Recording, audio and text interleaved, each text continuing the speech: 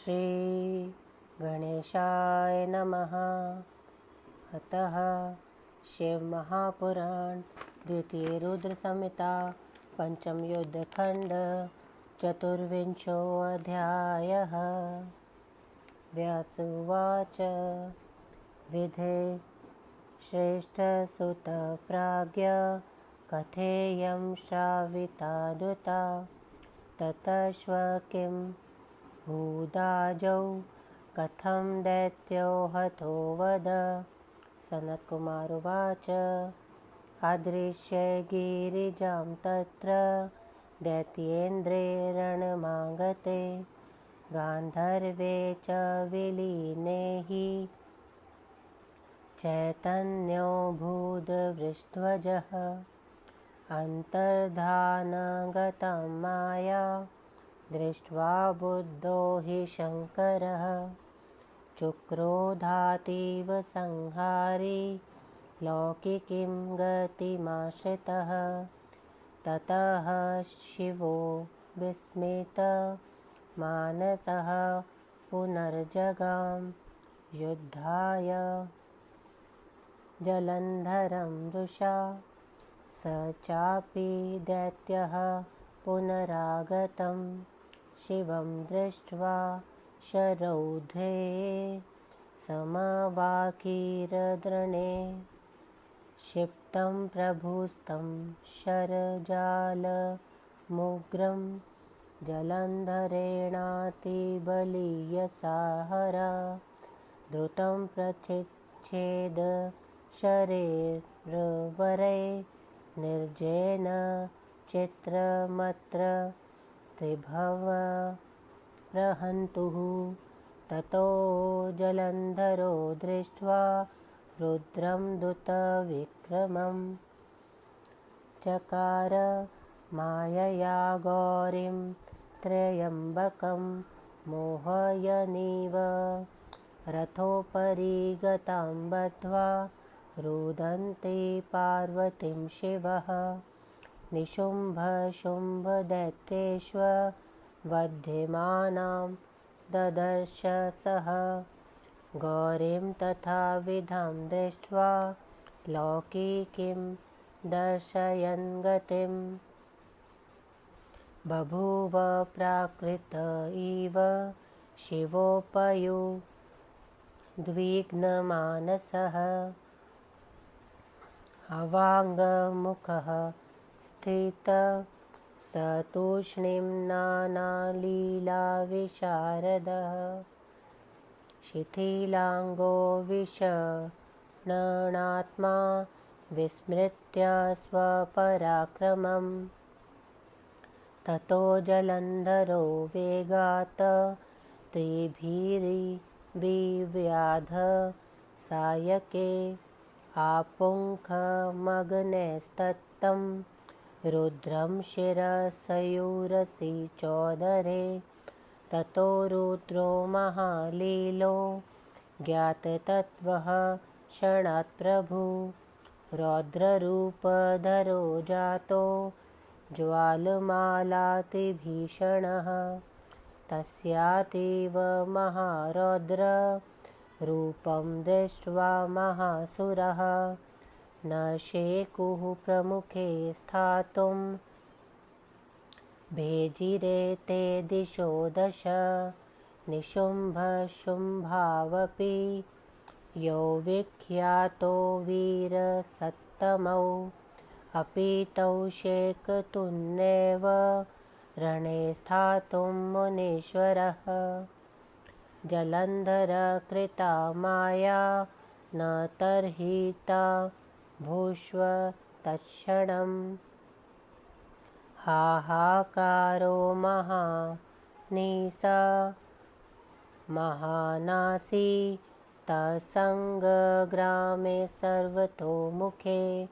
ततः शापं ददौ रुद्रस्तयो शुम्भनिशुम्भयो पलायमानो तौ दृष्ट्वा धीककृत्य क्रोधसंयुत रुद्र उवाच युवं दृष्ट्वा वतीखला वपराधकरो मम पार्वती दण्डदातारौ रणादस्मात् पराङ्मुखो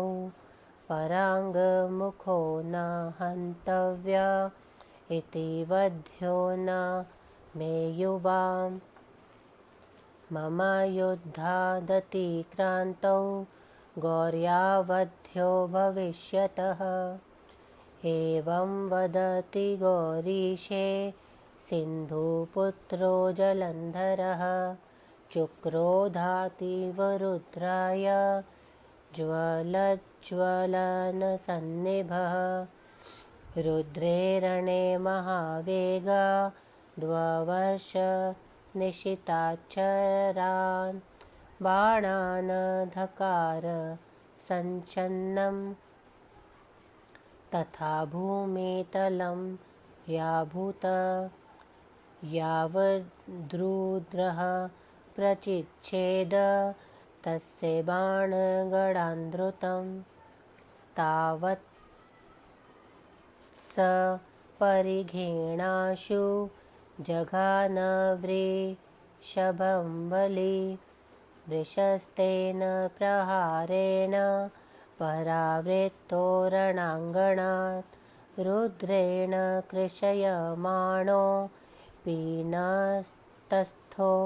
रणभूमिषु अथ लोके महारुद्रः सवीयं तेजोतिदुःसहम दर्शयामास सर्वस्मै सत्यमेतन्मुनीश्वर ततः परमसङ्गक्रुद्धो रुद्रो रौद्रवपुर्धर प्रलयानलवद्वरो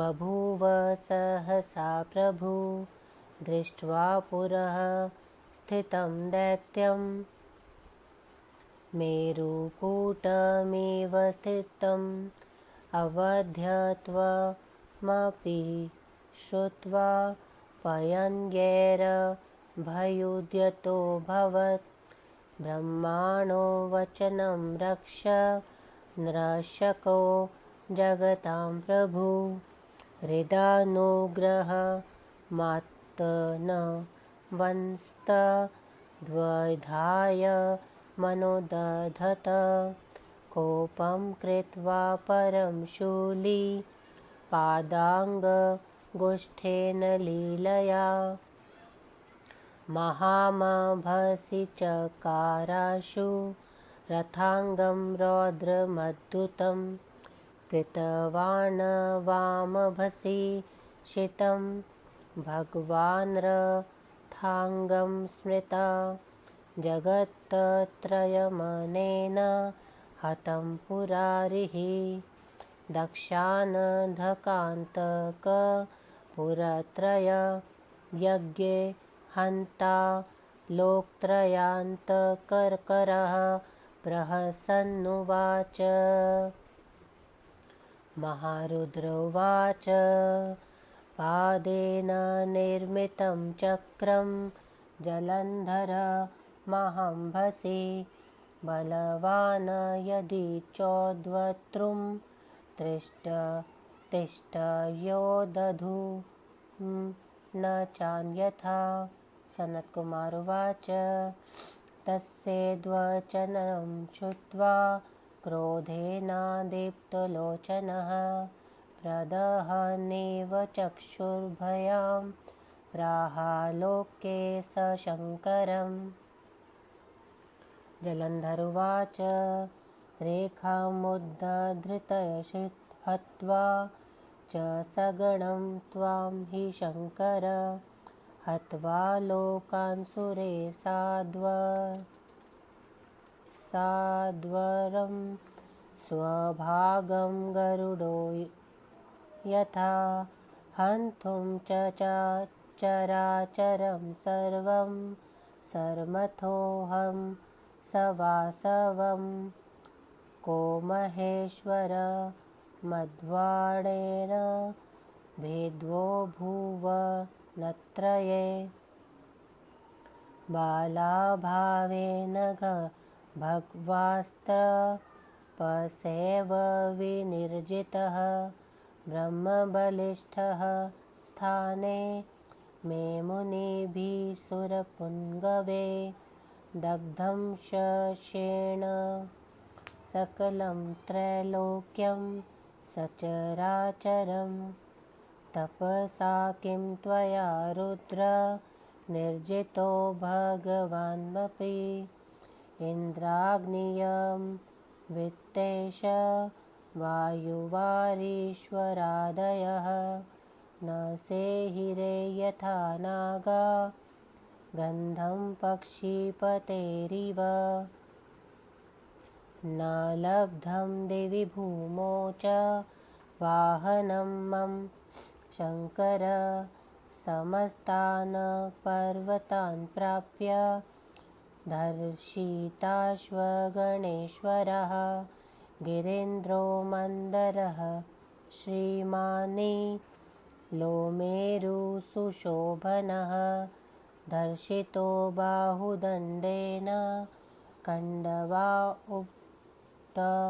सर्पणाय मे गङ्गानिरुद्धा बहुभ्यां लीलार्थं हिमवद्वीरौ हरीणाममृतयशैव जयो लब्धो दिवोकसां बडवायामुखं बध्वं गृहीत्वा तां करेण तु ततश्रणादेव सकल्मे कार्णवमभूतदा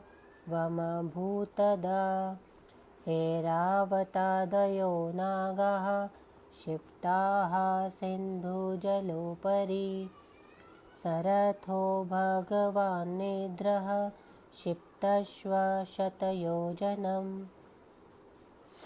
गरुडोऽपि मया बद्धो नागपाशेन विष्णुना उर्वशयाद्वा मया नीता नार्यकार्यागृहान्तरं मां न जानासि रुद्र त्वं त्रैलोक्य जयकारिणं जलन्धरं महादैत्यं सिन्धुपुत्रं महाबलं सनत्कुमारोवाच इत्युक्त्वाथ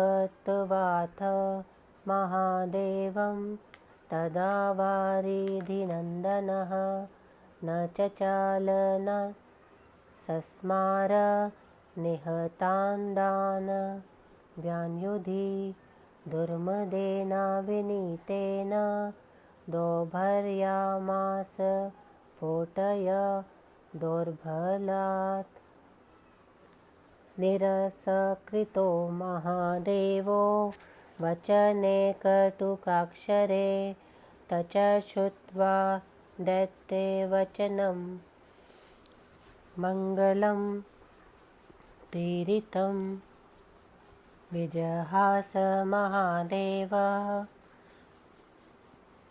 परमं क्रोधमादधे सुदर्शनाख्यं यच्चक्रं पादाङ्गुष्ठविनिर्मितं जग्राह तत्करे रुद्र स तेन हन्तुं समुद्यतः सुदर्शनाख्यं चक्रं तच्चक्रं चिक्षेप भगवान् हरः कोटिसूर्यप्रतिकाशं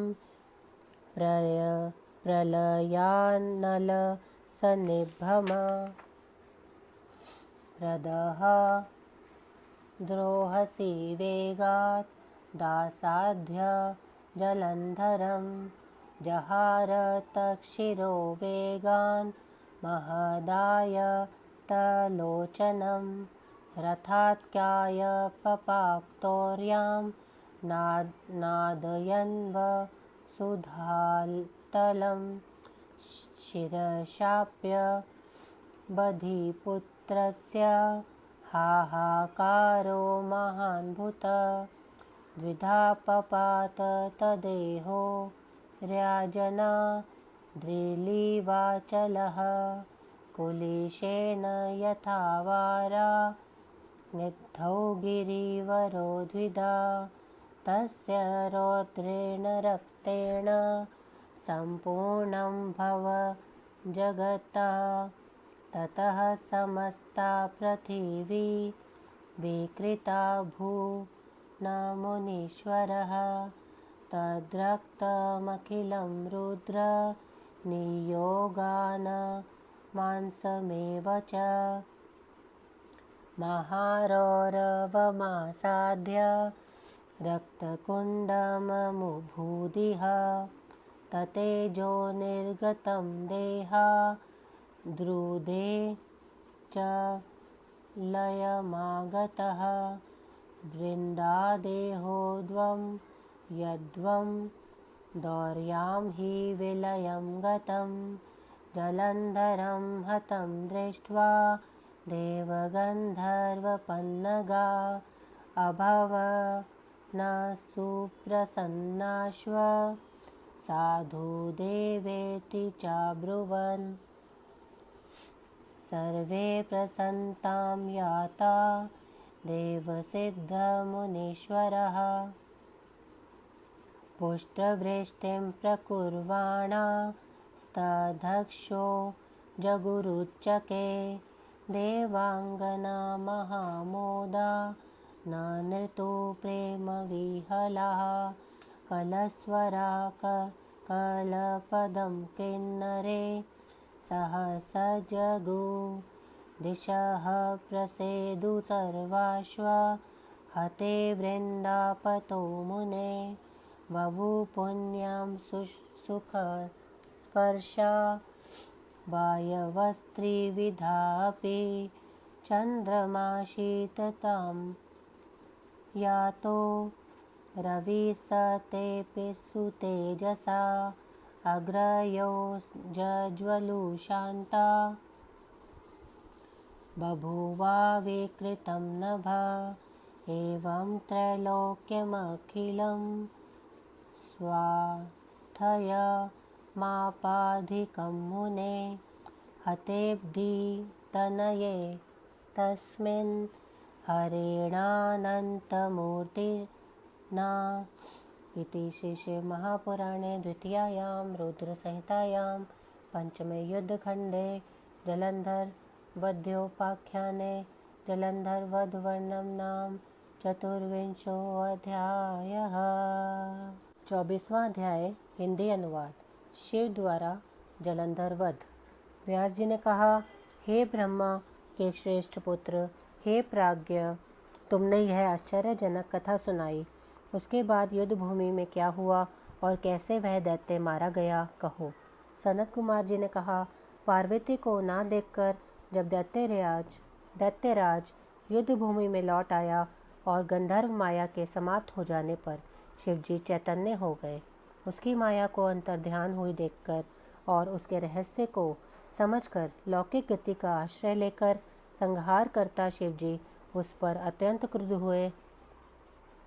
तब शिवजी चकित हो तथा क्रुद्ध होकर जलंधर के साथ युद्ध करने के लिए गए। उस दैत्य ने भी शिवजी को युद्ध भूमि में आया देखकर उनके ऊपर बाण बरसाए। बलवान जलंधर द्वारा अपने ऊपर बरसाए गए बाणों को शिवजी ने शीघ्र ही अपने बाणों से उन्हें काट दिया। त्रिपुर नाशक शिवजी के लिए इसमें कोई आश्चर्य नहीं है। अद्भुत पराक्रमी शिवजी को देखकर जलंधर ने अपनी माया से शिवजी को मोहित करने के लिए गौरी को प्रकट किया। रथ के ऊपर स्थित शुंभ निशुंभ दैत्यों द्वारा बांधी गई तथा मारी जाती हुई पार्वती जी को शिवजी ने देखा। उस प्रकार पार्वती जी को देखकर लौकिक व्यवहार के अनुसार सामान्य पुरुष की भांति शिवजी भी घबरा गए। अनेक लीलाओं में कुशल वे शिवजी नीचे की ओर मुख करके ढीले अंगों से युक्त दुखी होकर अपना पराक्रम भूल गए।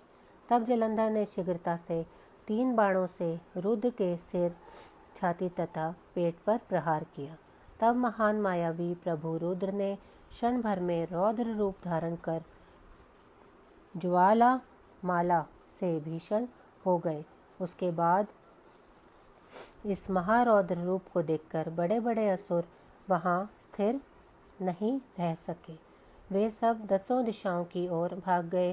हे मुनिवर, शुंभ निशुंभ नामक जो प्रसिद्ध वीर थे, वे भी युद्ध में स्थिर नहीं रह सके और जलंधर द्वारा रची गई माया तत्काल लुप्त हो गई। चारों ओर युद्ध भूमि में महान हाहाकार होने लगा। शुंभ निशुंभ को युद्ध भूमि से भागते हुए देखकर क्रुद्ध होकर शिवजी ने उन्हें श्राप दिया। शिवजी ने कहा, तुम दोनों दुष्ट तथा अत्यंत खल हो, पार्वती को दुष्ट दंड देने वाले हो और ये इस युद्ध भूमि से भाग रहे हो। युद्ध से भागने वाले को नहीं मारना चाहिए, अतः तुम दोनों को नहीं मारूंगा। मेरे युद्ध से भागे हुए तुम दोनों देवी के हाथों मरोगे। शिवजी के ऐसा कहने पर जलती हुई अग्नि जैसा सिंधु पुत्र जलंधर शिवजी पर अत्यंत क्रुद्ध हुआ और बड़े वेग से शिवजी के ऊपर तेज बाणों की वर्षा करने लगा। उस समय बाणों के अंधकार से भूतल ढक गया। जब तक शिवजी ने उन बाणों को शीघ्रता से काटा, तब तक उस बलवान दैत्य ने शिवजी के बैल पर परिघ द्वारा प्रहार किया। उस प्रहार से पीड़ित होकर वह वृषभ रणभूमि से लौट गया। शिवजी उसे अपनी ओर खींच रहे थे, किंतु वह रुका नहीं। हे मुनिवर, उसके बाद शिवजी ने सबके लिए असह्य अपने तेज को सचमुच प्रकट कर दिया। रौद्र शरीर को धारण करने वाले शिवजी उस पर अत्यंत क्रुद्ध हुए और प्रलय काल की अग्नि की भांति एकाएक शिवजी हो गए। मेरु श्रृंग की भांति आगे स्थित उस दैत्य को देखकर दूसरों द्वारा उसे ना मारा जाने योग्य समझकर उसे मारने के लिए स्वयं तत्पर हो गए।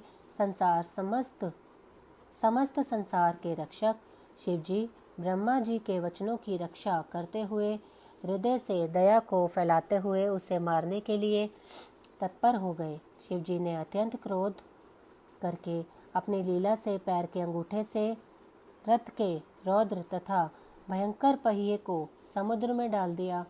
जब शिवजी ने रथ के पहिए को समुद्र में डाल दिया और स्मरण किया कि इसने त्रिपुरारी को मारा था, तब दक्ष, अंधक तथा त्रिपुर के विनाशक और तीनों लोगों का विनाश करने में समर्थ शिवजी हंसकर कहने लगे। महारुद्र ने कहा, हे जलंधर, मैंने पैर के अंगूठे से इस रथ के पहिए को महासमुद्र में डाला है। यदि तू बलवान है तो उसे निकालकर युद्ध के लिए रुक, नहीं तो चला जा। सनत कुमार जी ने कहा, उसके इस वचन को सुनकर क्रोध से लाल नेत्रों वाला वह दैत्य मानो शिवजी को अपनी आंखों से जला रहा हो, इस प्रकार कहने लगा। जलंधर ने कहा, हे शंकर, इस रथ नेमी को निकालकर गणों सहित तुम्हें मारकर तथा देवताओं सहित सब लोगों का संहार कर गरुड़ की भांति मैं अपने भाग को ग्रहण करूँगा। हे महेश्वर, मैं इंद्र सहित चर अचर को मारने में समर्थ हूँ। तीनों लोकों में ऐसा कौन है जिसे मेरे बाण भेद ना सके। विष्णु को मैंने बचपन में ही अपनी तपस्या से जीत लिया था। बलवान ब्रह्मा देवता मुनियों के साथ मेरे घर में है। हे रुद्र, जो तुमने क्षण भर में संपूर्ण चराचर रूप तीनों लोकों को भस्म कर दिया, तुमने तपस्या से भगवान को जीत लिया।